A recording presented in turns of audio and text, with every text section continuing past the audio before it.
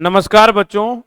Inspire academy के इस digital platform पे फिर से आपका स्वागत है। क्लासिकल इलेक्ट्रोडायनामिक्स की अपन बात कर रहे थे और लास्ट क्लास में अपन ने डाइपोल लेयर की वजह से किसी पॉइंट पी पे पोटेंशियल कैलकुलेट किया था। अब अपन अपने कार्यक्रम को आगे बढ़ाते हैं और बच्चों जो यूनिवर्सिटी है उसमें आपसे क्वेश्चन कुछ इस प्रकार से पूछा जाता है। Discuss the discontinuities in the electric field and the potential for surface distributions of charges and the dipoles। 2 time question पूछा जा चुका है भैया, ये तो इंपॉर्टेंट है, फिर पूछा जा सकता है। अब बच्चों हेडिंग डालिए। हेडिंग की फॉर्म में ही अपन पढ़ते हैं, आपको पता है क्वेश्चन की फॉर्म में नहीं पढ़ते हैं, तो हेडिंग डालिए बाउंड्री कंडीशन। आपसे क्वेश्चन इस प्रकार से पूछा जाएगा तो आपको ये लिखना है। अब बच्चों बड़े ध्यान से समझेंगे, कोई नहीं लिखेगा, केवल आपका ध्यान बोर्ड पे होना चाहिए। कॉपी पेन को साइड में रख दीजिए, ठीक है। अब अपन बात करते हैं बच्चों की कोई भी बाउंड्री हुई, कोई भी सरफेस हुई जिसपे चार्जेस का डिस्ट्रीब्यूशन है, वहां पे अपन इलेक्ट्रिक फील्ड की बात करते हैं। तो इलेक्ट्रिक फील्ड जो होता है बच्चों वो डिसकंटिन्यूअस होता है, ठीक है। इस प्रकार से अपन ने एक सरफेस कंस्ट्रक्ट कर ली बच्चों, इस प्रकार से एक सरफेस बना ली और इस सरफेस पे मान लेते हैं चार्ज डेंसिटी सिग्मा से चार्जेस को डिस्ट्रीब्यूटेड किया गया है। और बच्चों यहां पे मैं अगर इलेक्ट्रिक फील्ड की बात करता हूं तो इसके इस सरफेस के जस्ट ऊपर में क्या मान लेता हूं इलेक्ट्रिक फील्ड, तो इसको इलेक्ट्रिक फील्ड परपेंडिकुलर अबोव बोल दिया। और बच्चों इसके जस्ट नीचे इलेक्ट्रिक फील्ड को मैंने क्या बोल दिया, ई परपेंडिकुलर बिलो बोल दिया। सर कोई दिक्कत नहीं है, ऐसा बिल्कुल लिखा जा सकता है, ठीक है। अब बच्चों यहां पे बड़े ध्यान से आप देखिएगा कि जब अपन यहां पे गॉस लॉ का यूज करते हुए इलेक्ट्रिक फील्ड की कैलकुलेशन करेंगे इस सरफेस के अबव और इस सरफेस के बिलो, तो यहां पे जो इलेक्ट्रिक फील्ड आएगा उसमें डिसकंटिन्यूटी डिफाइन होगी। E perpendicular above minus E perpendicular below की जो वैल्यू होती है बच्चों वो यहाँ पे सिग्मा अपॉन एप्सिलॉन नॉट आती है। और यही आपको बताना है और बहुत इंपॉर्टेंट है आपके, अगर आप जैसे CSIR नेट वगैरह की प्रिपरेशन करेंगे, गेट की प्रिपरेशन करेंगे, तो वहां पे भी आप लोगों के लिए यूजफुल रहने वाला है। तो टॉपिक को बहुत बढ़िया तरीके से पढ़ेंगे और बाउंड्री कंडीशन बहुत ज्यादा काम में आती है बच्चों, ठीक है। तो यहां पे लिखते हैं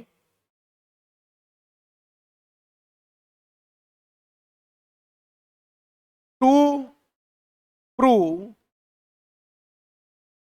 the discontinuity, to prove the discontinuity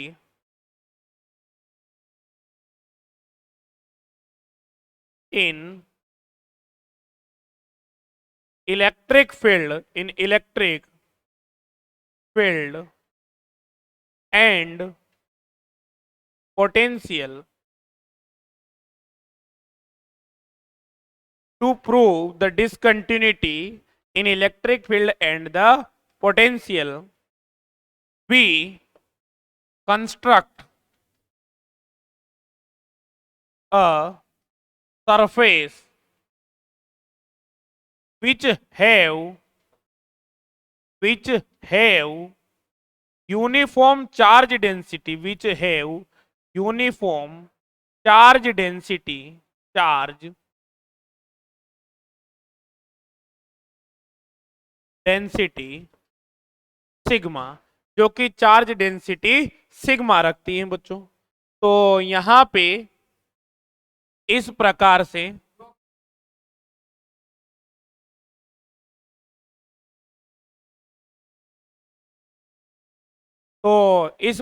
से अपन ने एक सरफेस बना दी और यहां पे जो चार्ज डेंसिटी है वो सिग्मा है, कोई दिक्कत नहीं है बच्चों। इसके ऊपर की ओर बात करें तो यहां पे ई परपेंडिकुलर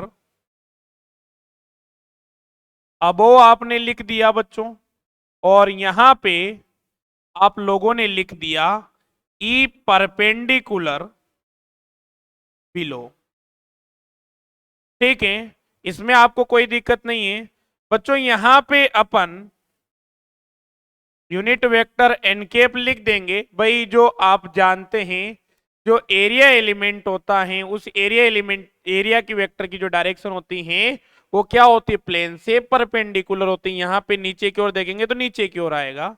तो बच्चों यहाँ पे इलेक्ट्रिक फील्ड में डिसकंटिन्यूटी को डिफाइन करने के लिए अपन पिल बॉक्स की इमेजिनेशन करते हैं, गाउसियन सरफेस बनाते हैं।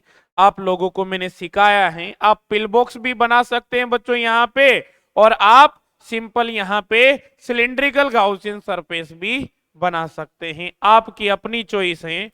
चलो मैंने सिलिंड्रिकल गाउसियन सरफेस बना के तो आपको बता ही दिया है, पिल बॉक्स के माध्यम से भी समझ लेते हैं। ठीक है, तो यहाँ पे पिल बॉक्स बना लेते हैं बच्चों।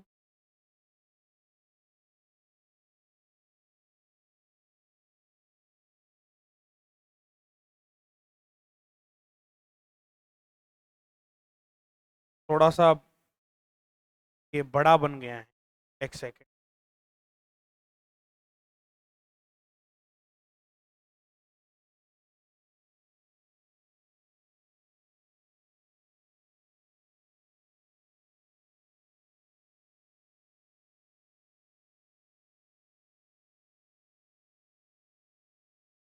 ठीक है, इस प्रकार से अपन ने पिल बॉक्स बना दिया बच्चों, और ये यहाँ पे सरफेस हो गई आपकी। तो ये सरफेस के ऊपर निकला हुआ है कुछ, और एक सरफेस के नीचे निकला हुआ है, ये आपकी सरफेस हो गई। इसका कुछ पार्ट इसके ऊपर है, इसका कुछ पार्ट इसके नीचे। ये अबव सरफेस हो गई, नीचे वाली बिलो सरफेस हो गई बच्चों। ठीक है, तो यहाँ पे ये एनकेप आ जाएगा, इसको इस प्रकार से बनाते हैं बच्चों। तो यहाँ पे एरिया एलिमेंट है, इसकी डायरेक्शन क्या होगी, एनकेप होगी। यहाँ पे जो आपने पिल बॉक्स बनाया है यहाँ पे जो एरिया एलिमेंट होगा उसकी डायरेक्शन नीचे की ओर होगी। ठीक है भैया, तो ये प्लस एनकेप है बच्चों, तो ये माइनस का एनकेप हो जाएगी। सर इसमें कोई दिक्कत नहीं है, यहाँ पे लिख दिया माइनस एनकेप। ठीक है, तो यहाँ पे लिखेंगे अपन टू डिफाइन, यहां पे लिखेंगे we construct an pill box of thickness. इसकी जो थिकनेस है बच्चों ये एप्सलन है, ऑफ थिकनेस एप्सलन, और ब्रैकेट में लिखेंगे epsilon tends to 0। We construct a pillbox of thickness epsilon. So then using Gauss law क्या कहता है बच्चों, क्लोज इंटीग्रल ई वेक्टर डॉट डीएस वेक्टर बराबर यहां पे लिखा जाएगा Q enclose upon epsilon naught, यही लिखा जाएगा बच्चों। ठीक है, और आप जानते हैं बच्चों जब Q enclose upon epsilon naught आप यहां पे लिखेंगे तो यहां पे सरफेस की बात करें बच्चों, गाउसियन सरफेस मैंने काफी डिटेल बनाई है, पढ़ाई आपको, अपन काफी सारे क्वेश्चंस भी कर चुके हैं। यहाँ पे अबव सरफेस है और एक यहाँ पे बिलो सरफेस है। ठीक है सर, सरफेस तो इसमें और भी हैं, पर बाकी के लिए एरिया की डायरेक्शन क्या होगी, इससे परपेंडिकुलर इधर होगी, यहाँ पे इधर होगी, इस वाली फ्रंट सरफेस की आगे की ओर होगी, बैकवर्ड सरफेस की पीछे की ओर होगी, जो कि आपके इलेक्ट्रिक फील्ड से परपेंडिकुलर होंगी, और E dot D S vector बराबर 0 हो जाएगा। बिल्कुल सर, तो यहाँ पे बात करते हैं बच्चों, तो यहां पे लिखा जाएगा ई वेक्टर, यहां पे लिखा आपने dot ds vector n cap, ये अबव के लिए बात की, और यहां पे plus E vector dot ds vector, यहां पे वेक्टर मत लगाइए, डीएस पे एन कैप लिख रहे हैं तो वेक्टर की जरूरत नहीं है, ये माइनस एन कैप, ये यहां पे एरिया एलिमेंट की डायरेक्शन को ही रिप्रेजेंट कर रहे हैं। बच्चों यहाँ पे अपन ने क्या लिख दिया, क्यू एनक्लोज की वैल्यू सिग्मा, और यहाँ पे एरिया जो होगा इसका ए हो जाएगा, तो sigma A upon epsilon not लिख देंगे। कोई दिक्कत वाली बात नहीं है। पिलबॉक्स जो आपने पिलबॉक्स कंस्ट्रक्ट किया है बच्चों, इसका जो क्रॉस सेक्शनल एरिया है वो अपन कितना मान लेते हैं, ए मान लेते हैं। अब बच्चों यहाँ पे अबोव की बात कर रहे हैं, तो अबोव इलेक्ट्रिक फील्ड कितना है, ई परपेंडिकुलर, ये अबोव हो गया। और यहाँ पे दोनों सेम डायरेक्शन में इलेक्ट्रिक फील्ड और आपके एरिया एलिमेंट की डायरेक्शन सेम है, तो इनका डॉट प्रोडक्ट कितना हो जाएगा, 1 हो जाएगा बच्चों। तो यहाँ पे क्या सिंपल आप एरिया लिख देंगे, यहाँ पे माइनस साइन आगे आ जाएगा। बच्चों इलेक्ट्रिक फील्ड की डायरेक्शन तो ऊपर की ओर है, जबकि डीएस वेक्टर की डायरेक्शन नीचे की ओर है। दोनों के बीच में एंगल कितना बन रहा है, 180। तो डॉट प्रोडक्ट अगर आप करेंगे बच्चों यहाँ पे, तो आपने माइनस एन कैप तो पहले से लिखा हुआ है, तो यहाँ पे इनका डॉट प्रोडक्ट भाई ई वेक्टर डॉट डीएस वेक्टर जब आप करेंगे, तो ई वेक्टर का मैग्नीट्यूड, यहाँ पे डीएस वेक्टर का मैग्नीट्यूड, और यहाँ पे कॉस थीटा लिखा जाता है। तो ई वेक्टर डॉट डीएस वेक्टर, अब यहाँ पे ई को ई लिख देंगे, डीएस को डीएस लिख देंगे, और एंगल कितना है 180, तो यहाँ पे कितना लिख देंगे -1, तो ये माइनस साइन आगे आ जाएगा। या फिर आपने यहाँ पे माइनस साइन पहले ही लगा दिया है, तो एन कैप और ई वेक्टर की डायरेक्शन तो सेम है, नीचे वाली डायरेक्शन को आपने क्या बोला है, माइनस का एन कैप। ठीक है सर, कोई दिक्कत वाली बात नहीं है। तो यहाँ पे क्या लिख देंगे बच्चों, यहाँ पे ई परपेंडिकुलर बिलो, और यहाँ पे डीएस की वैल्यू कितनी आ जाएगी बच्चों, ए आ जाएगी बराबर sigma A upon epsilon naught आ जाता है। और बच्चों यहाँ से ए को कैंसिल कर देंगे, तो यहां से अपन लिखेंगे E perpendicular above minus E perpendicular below बराबर यहां पे आ जाता है सिग्मा अपॉन एप्सिलॉन नॉट। तो यहां पे आप क्लियरली देख सकते हैं बच्चों कि जो इलेक्ट्रिक फील्ड के परपेंडिकुलर कंपोनेंट हैं उनमें डिसकंटिन्यूटी डिफाइन हो रही है, और जो डिफरेंस है वो सिग्मा अपॉन एप्सिलॉन नॉट के बराबर। इसको अपन इक्वेशन नंबर कितना दे देते हैं, 1 दे देते हैं बच्चों। तो इट इज क्लियर, तो it is clear from equation 1। बच्चों इक्वेशन 1 से क्लियर हो रहा है कि इन दोनों के बिटवीन डिफरेंस कितना है, सिग्मा अपॉन एप्सिलॉन नॉट। तो क्लियर हो गया, it is clear from equation 1 that electric field is discontinuous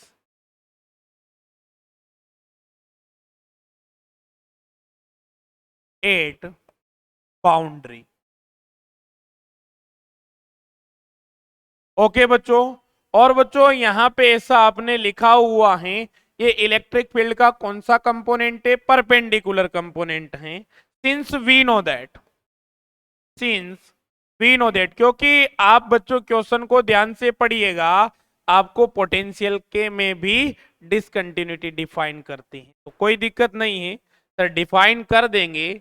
और आप जानते हैं कि जो इलेक्ट्रिक फील्ड होता है वो लिखा जाता है माइनस ग्रेडियंट v से लिखा जाता है, और इसका परपेंडिकुलर कंपोनेंट आपको इलेक्ट्रिक फील्ड का परपेंडिकुलर, तो यहाँ पे E vector dot n cap लिखना पड़ेगा भाई, इलेक्ट्रिक फील्ड का कंपोनेंट लेना पड़ेगा नॉर्मल की डायरेक्शन में, तभी तो ई परपेंडिकुलर आएगा। बिल्कुल सर, तो ये क्या बन जाएगा, ई परपेंडिकुलर बन जाएगा, यहाँ पे माइनस, और यहाँ पे क्या लिखा बच्चों आपने, del V dot n cap. और कल की क्लास में भी बच्चों आपने पढ़ा है,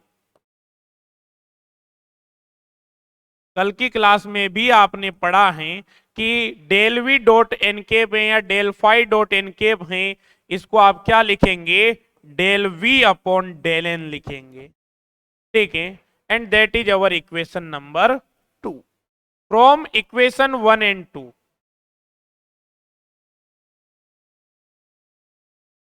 फ्रॉम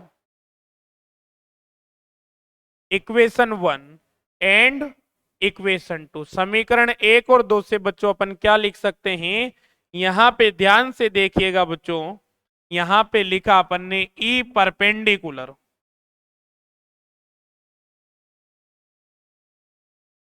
ई परपेंडिकुलर अबो, तो यहां पे ई परपेंडिकुलर की जगह क्या लिखेंगे, माइनस का del V upon del n, और यहां पे क्या लिखा जाएगा बच्चों, अबो लिखा जाएगा, और यहां पे क्या लिख देंगे, यहां पे माइनस साइन आएगा और माइनस का del V upon del n, और यहां पे क्या लिख दिया जाएगा बच्चों, बिलो लिख दिया जाएगा, बराबर सिग्मा अपॉन एप्सलन नोट लिखा जाएगा। ठीक है भैया, इसमें आपको कोई दिक्कत नहीं होनी चाहिए। अब यहां पे इस माइनस साइन को अपन कॉमन ले लेते हैं और इस माइनस साइन को कहां पे भेज देंगे, यहां पे भेज देंगे, तो आप लिखेंगे बच्चों del V upon del n above minus del V upon del n, और यहां पे आपने लिखा बिलो, बराबर यहां पे आ जाता है माइनस का sigma upon epsilon not, and that is our equation number 3। ठीक है, तो यहां पे इक्वेशन नंबर 3 रिप्रेजेंट्स द, बच्चों ये पोटेंशियल की फॉर्म में लिखा हुआ है, पोटेंशियल में डिसकंटिन्यूटी आपने डिफाइन कर दी, represents the discontinuity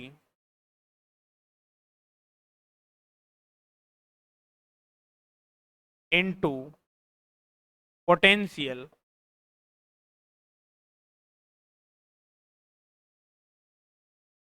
eight the boundary surface, at the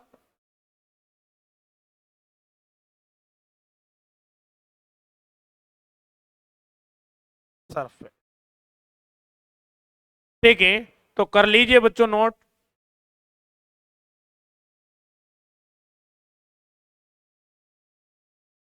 यहां तक तो आपने लिख लिया था, ये डायग्राम आपने बनाना है, तो इस डायग्राम में थोड़ा सा मैं और अच्छा कर देता हूं इसको।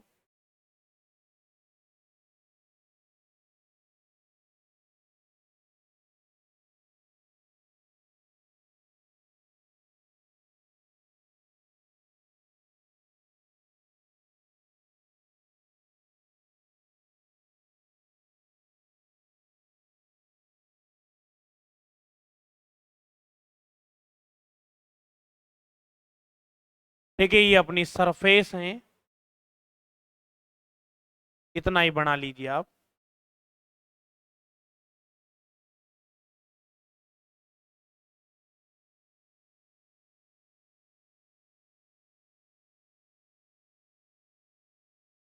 ठीक है,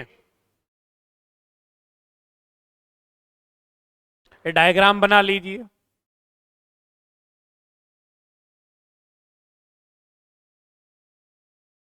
अब यहां पे लिखना प्रारंभ कर दीजिए। ठीक है भैया।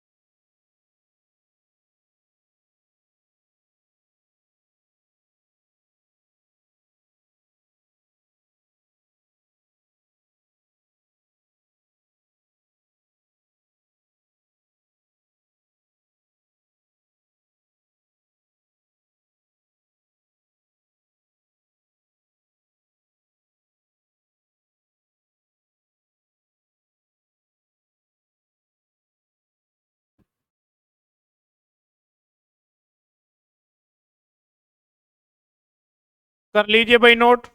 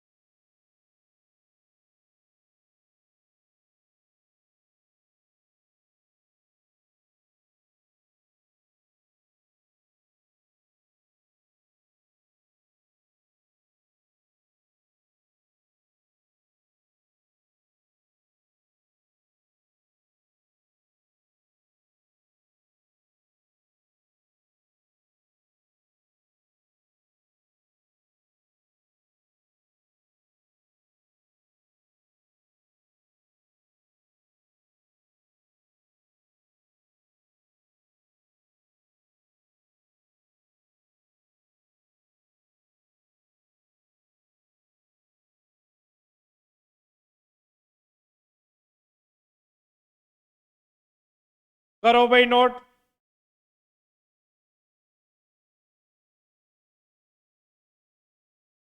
और प्रॉपर रिवीजन करते रहा करो भाई। बार बार प्रैक्टिस करते रहने से चीजें स्वतः ही आपको आने लग जाएगी। शुरुआत में जब आप नई नई चीजें सीखते हैं तो लर्निंग प्रोसेस थोड़ा स्लो होता है, बट जब एक बार आप सीख जाएंगे तो इम्प्लीमेंटेशन का प्रोसेस होगा वो हाई होगा फिर। ठीक है।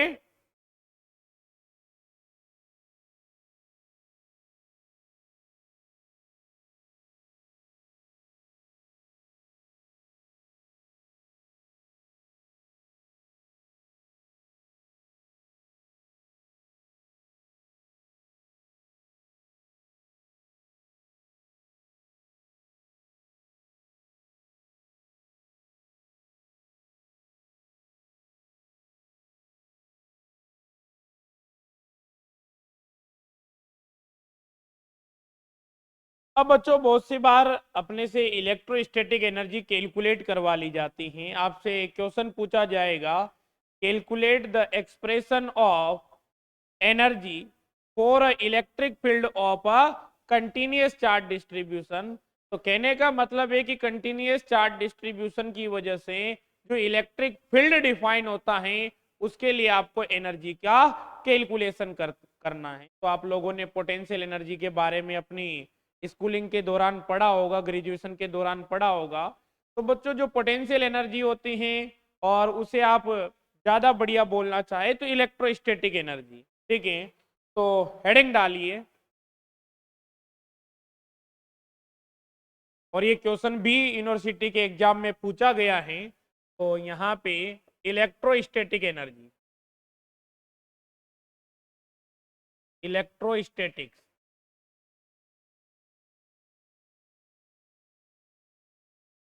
Energy, electrostatics energy. तो ध्यान से देखेंगे बच्चों, किसी भी चार्ज कॉन्फ़िगरेशन को बनाने के लिए जितनी एनर्जी की रिक्वायरमेंट होती है उसे अपन क्या कहते हैं, इलेक्ट्रोस्टैटिक एनर्जी कहते हैं। सर समझ में नहीं आए तो दोबारा से ध्यान से सुनेंगे। कोई भी चार्ज कॉन्फ़िगरेशन बनाना है, जैसे मुझे इस प्रकार से चार्ज कॉन्फ़िगरेशन बनाना है, तो इस चार्ज कॉन्फ़िगरेशन को बनाने के लिए मुझे एनर्जी की रिक्वायरमेंट होगी। उस रिक्वायर्ड एनर्जी को ही बच्चों अपन क्या कहते हैं, इलेक्ट्रोस्टैटिक एनर्जी या पोटेंशियल एनर्जी के। ठीक है भैया, तो यहां पे लिखेंगे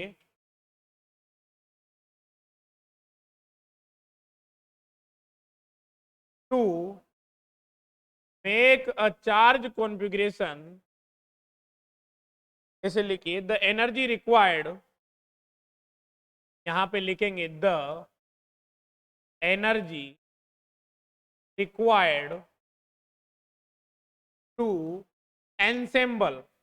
मेक भी लिख सकते हैं, एनसेंबल जरूरी नहीं आपको याद रहे। टू मेक भी लिख सकते हैं, टू एनसेंबल भी लिख सकते हैं।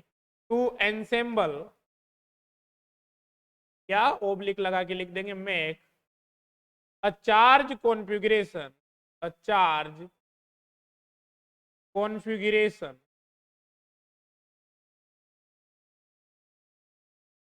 configuration the energy required to ensemble a charge configuration comma is known as यहां पे लिखेंगे बच्चों electrostatic energy, electrostatic energy oblique, यहां पे लिख देंगे अपन पोटेंशियल एनर्जी। ठीक है बच्चों, इसमें आपको कोई दिक्कत नहीं होनी चाहिए।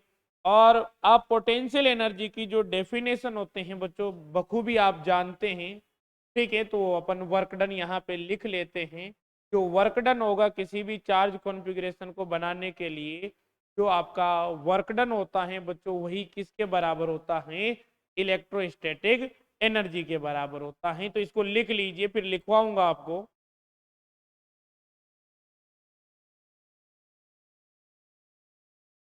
तो करे बात, तो यहां पे लिखिए बच्चों, या और लगा के भी लिख दीजिए, the work done, the work done in bringing a unit test charge,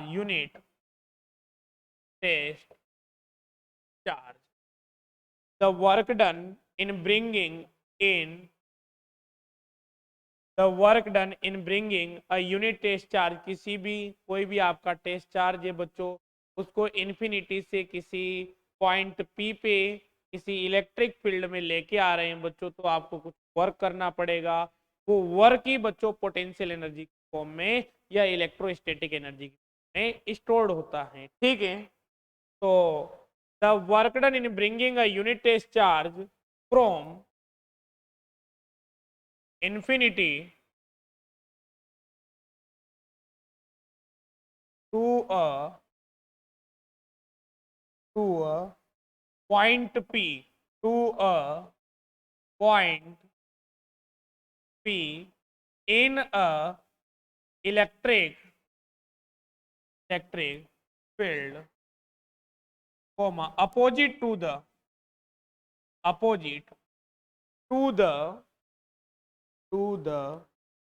direction, opposite to the direction of electric, ठीक है, इज नोन एज, कोमा लगा के लिखेंगे, is known as potential energy, is known as potential energy, और bracket यहां पे oblique लगा के लिख देंगे इलेक्ट्रो स्टैटिक एनर्जी। ठीक है, इस प्रकार से लिख देंगे, इसमें आपको कोई दिक्कत नहीं होनी चाहिए। और पहले भी बच्चों में इनको बता चुका हूं, एक तरीके से आपको ऐसा नहीं लग रहा है कि सर आज जो पढ़ा है लगभग सब पहले पढ़ चुके हैं, उन्हीं को डिफरेंट फॉर्म में अप्लाई कर रहे हैं। तो आप अगर पढ़ाई अच्छे से करते रहेंगे तो कहीं दिक्कत नहीं आएगी बच्चों। तो लिखे, अब यहां पे W बराबर वर्क करना पड़ रहा है भाई, इंफिनिटी से कहां पे लेके आ रहे हैं सर, इंफिनिटी से R तक लेके आ रहे हैं। माइनस साइन क्यों लगाया है बच्चों, क्योंकि आपको वर्क करना पड़ रहा है लाने में, अपोजिट डायरेक्शन में लेके आ रहे हैं, तो यहां पे क्या लिख दिया, F vector dot dr vector. यही तो होता है वर्क डन भैया, बिल्कुल सर यही होता है। और यहां पे लगाया माइनस साइन, फोर्स जो है बच्चों उसको आप क्या लिख सकते हैं, Q E vector dot d r vector लिख सकते हैं, कोई दिक्कत वाली बात नहीं है। तो यहां पे लिखा क्यू, इंफिनिटी से आर लिखा, और बच्चों यहां पे E vector dot d r vector लिख दिया आप लोग। इसमें आपको कोई दिक्कत नहीं होनी चाहिए बच्चों। आप जानते हैं सिंस पी ऑफ आर जो होता है वो लिखा जाता है minus infinity to r E vector dot d r vector. तो यहां पे W बराबर क्या लिख दिया जाएगा, W बराबर लिख दिया जाएगा q p of r. That is our equation number 1। ये अपन ने लिख दिया है बच्चों। यहां से इस प्रकार से अपनी इलेक्ट्रोस्टैटिक एनर्जी लिखी जाती है, Q into potential, charge into potential is equals to work done. ये है अपना बच्चों यहां पे इलेक्ट्रोस्टैटिक एनर्जी या पोटेंशियल एनर्जी। और इस वर्क डन को अगर मैं चार्ज से डिवाइड कर देता हूं बच्चों, तो ये क्या बन जाएगा, पोटेंशियल बन जाएगा। ठीक है, तो पोटेंशियल को अगर चार्ज से आप मल्टीप्लाई कर देते हैं तो क्या बन जाता है, इलेक्ट्रोस्टैटिक एनर्जी बन जाती है। अब बच्चों यहां पे पहले इसको नोट कर लीजिए इसे नोट।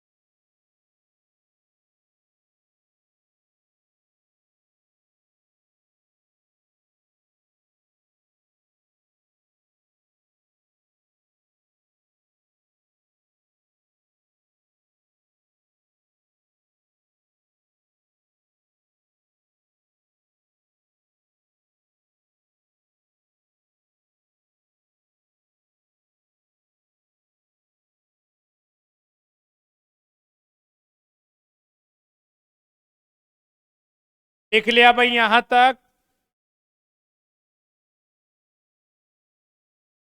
तो बच्चों क्लास लाइव चल रही है एप्लीकेशन पे। जिसको भी लाइव क्लास ज्वाइन करनी है वो क्लास ज्वाइन कर ले भाई। मैंने अपने नंबर बताए हुए हैं, लिंक के जो डिस्क्रिप्शन है यहाँ पे भी आपको व्हाट्सएप का लिंक डाला हुआ है। उस पे क्लिक करेंगे तो सीधा मेरे ही पास आएगा। तो जिसको भी लाइव क्लास ज्वाइन करनी है वो ज्वाइन कर लो। लाइव का अपना मजा होता है। देखो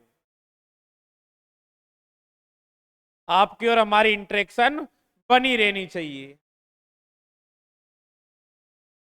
W बराबर Q, बी आर आ जाता है। इक्वेशन नंबर 1 आपने दे दिया है। अब बच्चों यहां पे A पॉइंट लिखेंगे और यहां पे लिखेंगे electrostatic energy, electrostatic energy for a discrete charge distribution, for a discrete charge distribution. ठीक है भैया। तो बड़े ध्यान से आप देखेंगे। अब बच्चों कोई भी अपना डिस्क्रीट चार्ज कॉन्फ़िगरेशन आपको बनाना है तो अपन क्या करते हैं, इस प्रकार का चार्ज कॉन्फ़िगरेशन बना देते हैं। एक चार्ज ये रहा, एक चार्ज ये रहा, एक चार्ज ये ट्रायंगल के जो वर्टिसेस है इन पे अपने को 3 चार्ज लेके आने हैं। चार्ज कहां से लेके आएंगे? इनफाइनाइट से लेके आएंगे। तो सबसे पहले इस प्रोसेस को समझिए, लिखना बाद की बात है। वो तो एक बार समझ में आ जाएगा तो आराम से लिख लेंगे, उसमें कोई दिक्कत वाली बात नहीं है। बच्चों सबसे पहले अगर इस चार्ज कॉन्फ़िगरेशन को बनाना है तो इसको मैं Q1 बोल देता हूं, इसको मैं Q2 बोल देता हूं, इसको मैं Q3 बोल देता हूं। अब बड़े ध्यान से सुन सर, चार्ज कॉन्फ़िगरेशन बनाएंगे तो सबसे पहले Q1 को लेके आएंगे। तो इनफाइनाइट से Q1 को लेके आ रहे हैं तो बच्चों अपने को कोई वर्क ही नहीं करना पड़ रहा। सर आप एक कैसी बात कर रहे हैं? क्यों? क्योंकि बच्चों यहाँ पे कोई चार्ज ही प्रेजेंट नहीं है। और जब यहाँ पे चार्ज प्रेजेंट नहीं होगा तो उसका पोटेंशियल भी नहीं होगा। और आपने क्या लिखा है बच्चों? कितना वर्क करना पड़ेगा? W बराबर Q इंटू पी। अगर यहाँ पे पोटेंशियल नहीं, भाई पोटेंशियल किसकी वजह से आएगा बच्चों? यहाँ पहले से प्रेजेंट किसी चार्ज की वजह से आएगा। अगर यहाँ पे पहले से कोई चार्ज प्रेजेंट होगा तो किसी भी पॉइंट पे आप क्या कैलकुलेट कर सकते हैं? पोटेंशियल कैलकुलेट कर सकते हैं। परंतु जब आप बच्चों Q1 चार्ज को लेके आ रहे हैं, यहाँ पे जब आप इंफिनिटी से Q1 चार्ज को यहाँ पे लेके आए तो कोई पोटेंशियल नहीं था। तो W1 बराबर कितना आ गया? 0 आ गया। अब बच्चों क्या कर रहे हैं, जब आप इस पॉइंट पे Q2 चार्ज को लेके आएंगे तो इस पॉइंट पे आपको पोटेंशियल फील होगा इस Q1 की वजह से। और Q1 की वजह से अगर यहाँ पे डिस्टेंस को मैं R12 बोल देता हूं, ऐसे नहीं तो ऐसे बोल दी, R12 बोल देता हूं, तो Q1 की वजह से इस पॉइंट पे जो पोटेंशियल लिखा जाएगा बच्चों Q1 अपॉन, यहां पे आप लिखेंगे 4 पाई एप्सिलॉन नॉट R1। बिल्कुल। और सर यहाँ पे पोटेंशियल है तो यहाँ पे सर वर्क डन डिफाइन होगा। W2 बराबर कितना आ जाएगा? यहाँ पे लिखा जाएगा चार्ज कितना है? Q2 है। पोटेंशियल कितना है बच्चों? V1 है। तो यहाँ पे कितना लिख देंगे? यहाँ पे आ जाएगा सर V1 की value Q1 upon 4 pi epsilon. इतना वर्क करना पड़ेगा सेकंड चार्ज को लाने के लिए। अब बच्चों यहाँ पे Q2 भी आ गया। अब क्या कर रहे हैं आप? इस पॉइंट पे Q3 लेके आ रहे हैं तो आप देखेंगे यहाँ पे Q1 की वजह से भी पोटेंशियल आएगा बच्चों, और यहाँ पे Q2 की वजह से भी पोटेंशियल आएगा। तो ये डिस्टेंस कितना है बच्चों? ये डिस्टेंस मान लेते हैं R13 है और ये डिस्टेंस कितना है? R23 है। तो तीसरे चार्ज को लाने में जो वर्क करना पड़ेगा वो कितना होगा बच्चों? Q3। और यहां पे क्या लिख देंगे? V3 लिख देंगे। और जो V3 है बच्चों ये किस किस की वजह से आएगा? ये यहाँ पे V1 की वजह से भी आएगा और यहाँ पे फर्स्ट चार्ज की वजह से भी आएगा और सेकंड चार्ज की वजह से भी आएगा बच्चों। तो यहाँ पे क्या लिख देंगे Q3, और यहाँ पे पोटेंशियल क्या हो जाएगा बच्चों, यहाँ पे लिखेंगे sir Q1 upon 4 pi epsilon not, और यहाँ पे कितना आ जाएगा सर, यहाँ पे अपन R13 लिख देंगे प्लस Q2 अपॉन यहाँ पे 4 पाई एप्सिलॉन नॉट, और बच्चों ये डिस्टेंस कितनी हो जाएगी सर, ये R2। बताओ आप कहाँ दिक्कत है इसमें, समझ में आया नहीं आया। अब आपको क्या कहा गया है डेफिनेशन में, the energy required to assemble a charge configuration, या फिर वर्क डन। तो इन तीनों को बनाने में टोटल वर्क कितना होगा, W बराबर W1 plus W2 plus W। तो इन तीनों को ऐड कर देंगे तो यहां पे अपनी इलेक्ट्रोस्टैटिक एनर्जी कैलकुलेट। अब बताइए कहां ठप है, कुछ टप लगा क्या, बिल्कुल इजी वे में अपन कैलकुलेट कर सकते हैं। तो यहां पे लिखेंगे, तो यहां पे हेडिंग डाल लिया, let's let's consider three charges,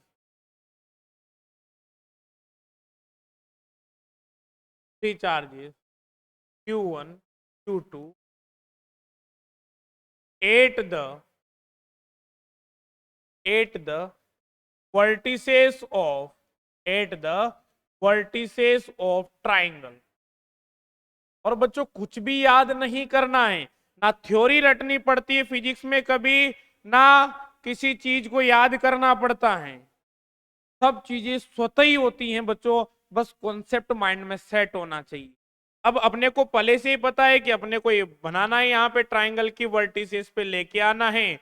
ये Q1 हो गया बच्चों, ये अपना Q2 हो गया, और ये अपना Q3 हो गया बच्चों।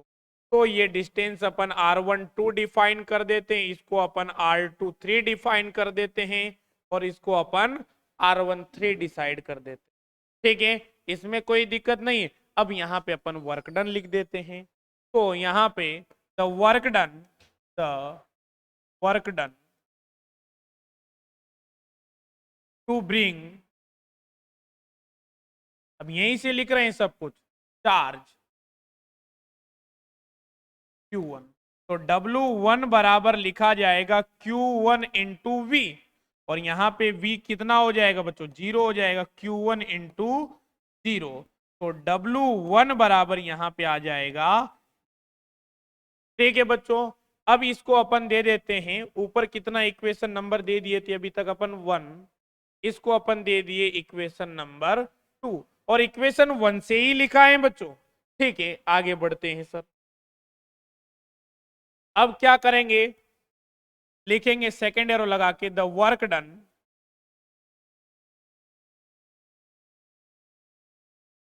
टू ब्रिंग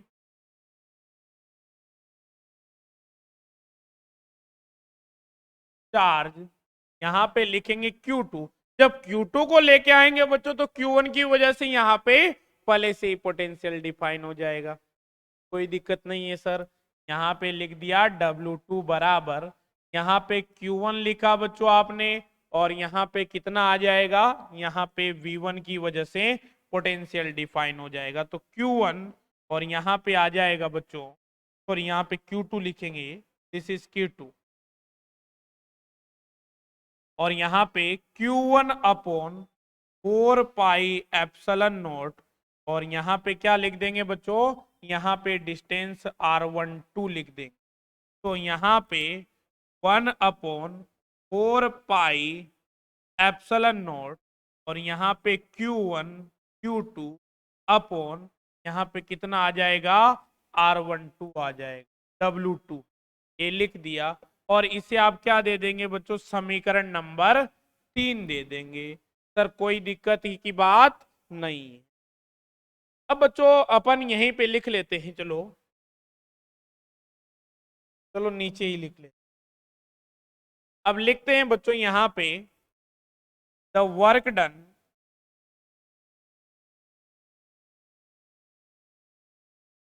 टू ब्रिंग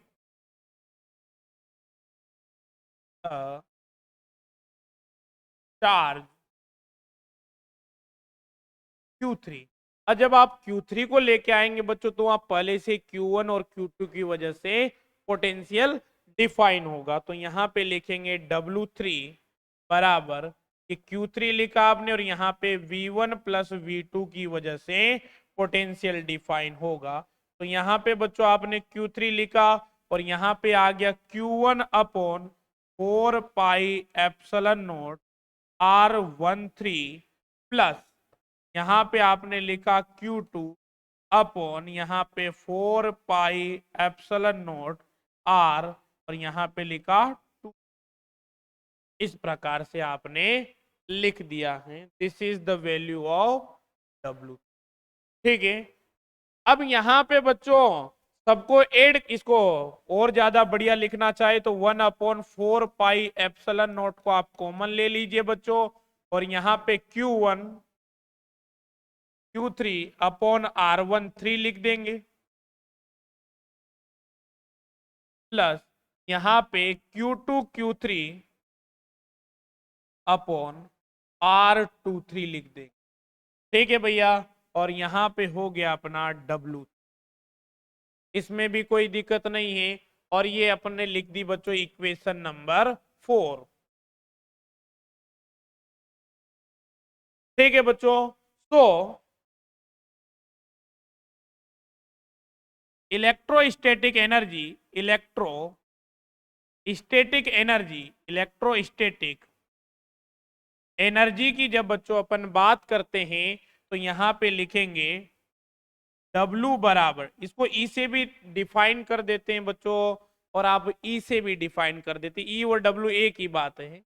ठीक है, तो W बराबर W1 plus W2 plus W3।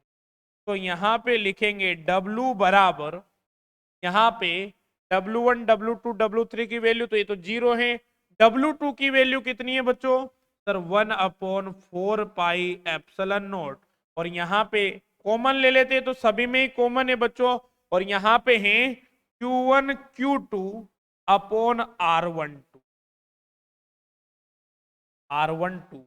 Plus यहाँ पे W3 की ये आपके सामने रही तो यहाँ पे क्या लिखी जाएगी Q1 Q3 अपॉन यहाँ पे R13 लिख दिया प्लस सेम टू सेम लिखने का काम किया है भाई Q2 Q3 अपॉन यहाँ पे लिख दिया बच्चों आपने R23। आइए आगे बढ़ते हैं, इसमें आपको कोई दिक्कत नहीं होनी चाहिए। अब बच्चों यहां पे इसको थोड़ा सा आगे लिख ले।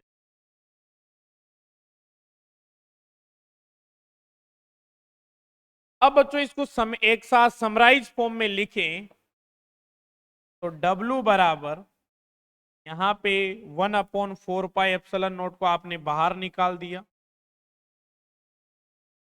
ठीक है, और यहां पे लिख दिया आपने समेसन इस प्रकार से I बराबर 1 to 3 और यहाँ पे I not equal to J और ये भी 3 तक ही है। ठीक है, और यहाँ पे क्या लिख दिया QI लिख दिया बच्चों, QJ लिख दिया अपॉन यहाँ पे आपने RI J लिख दिया। बट यहाँ पे बच्चों अभी भी ये सही नहीं है।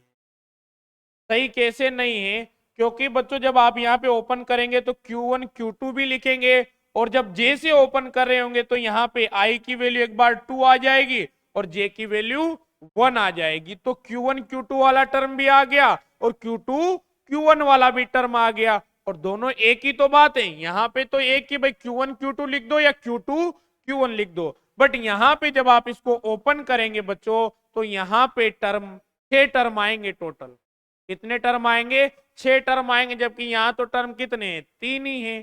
तो फिर यहां पे क्या करना पड़ेगा 1/2 से मल्टीप्लाई करना पड़ेगा। सो W बराबर यहां पे कितना आ गया 1/8 पाई एप्सिलॉन नॉट और यहां पे समेशन I बराबर 1 to 3 और I not equal to J यहां पे लिख दिया आपने QI QJ अपॉन RIJ।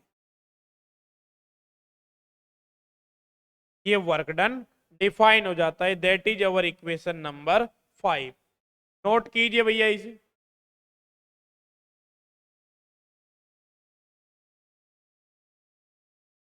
लिख लीजिए भाई।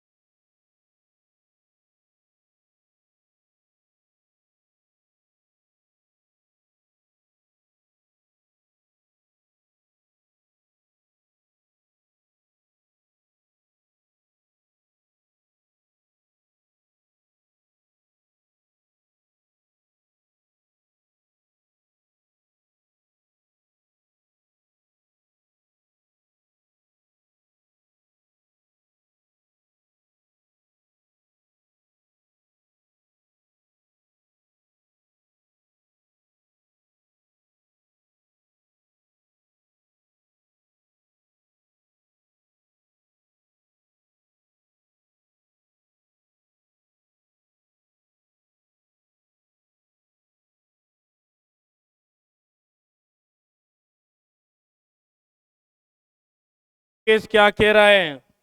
मैसेज डाला था आपने, हाँ तो भाई दोबारा डाल दीजिए। काफी मैसेज आते हैं तो बहुत सी बार जवाब नहीं लग पाता है, तो दोबारा डाल दीजिए। उसमें कौन सी बड़ी बात हो गई? और ऐसे नाम लिख के डाला करो कि सर मेरा नाम ये है, तो याद रहता है। लिख लीजिए भाई।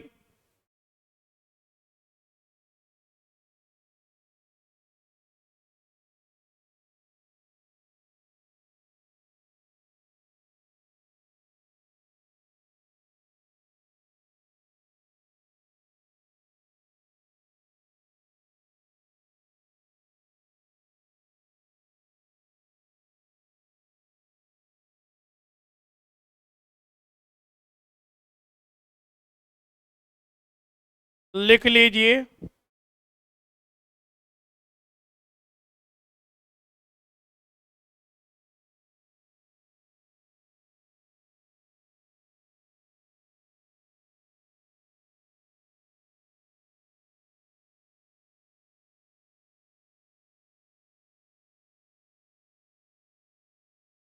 तो अब इसको इन जनरल भी कर सकते हैं, 3 के लिए लिखा है, n के लिए लिख दीजिए। तो in general if there is n charge, W बराबर 1/8 पाई एप्सिलॉन नॉट, और यहां पे क्या लिख देंगे, समेसन I बराबर 1 to n summation I not equal to j, और ये n तक ऑपरेट होगा 1 टू लेके 1 टू n, और यहां पे लिख लेंगे भाई क्यू आई और ये Q J upon R I J. समीकरण नंबर 6 आ जाता है।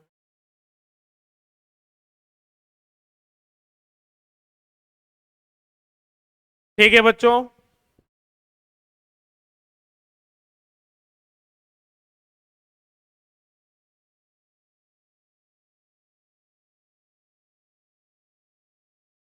तो यहां पे इसको अगर एब्रीविएटेड फॉर्म में लिखे, संक्षिप्त में लिखें, तो W बराबर 1/2 को बाहर निकाल लेते हैं बच्चों, और यहां पे समेसन एज इट इज रहने देते, I बराबर 1 टू यहां पे n, और I not equal to j to n, और यहां पे क्या लिख दिया जाता है, क्यू आई और यहां पे लिख दिया जाता है 1/4 पाई एप्सिलॉन नॉट, और ऊपर कितना लिख दिया जाता है बच्चों, क्यूजे लिख दिया जाता है, और अपॉन में आर आई जे लिख दिया जाता है। तो बच्चों ये पोटेंशियल को रिप्रेजेंट करते कौन सा पोटेंशियल होगा, जो कि क्यू आई एक्सपीरियंस करेगा। तो यहां पे आप डायरेक्ट लिख सकते हैं बच्चों W बराबर 1/2 समेसन, यहां पे क्यू आई आपने लिखा और यहां पे आपने वी आई लिख दिया। वी आई जो है यहां पे पोटेंशियल होगा, that is experience by Q I. Okay, और आई बराबर 1/2 N लिख दिया जाए।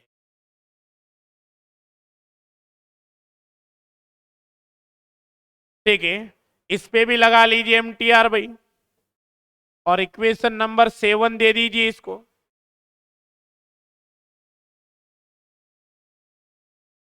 इसको ऐसे लिख के ज्यादा बढ़िया रहेगा, आर आई, ताकि आइथ पॉइंट पे पोटेंशियल, टोटल पोटेंशियल लिख लेंगे, उसको क्यू आई से मल्टीप्लाई कर लेंगे। ठीक है,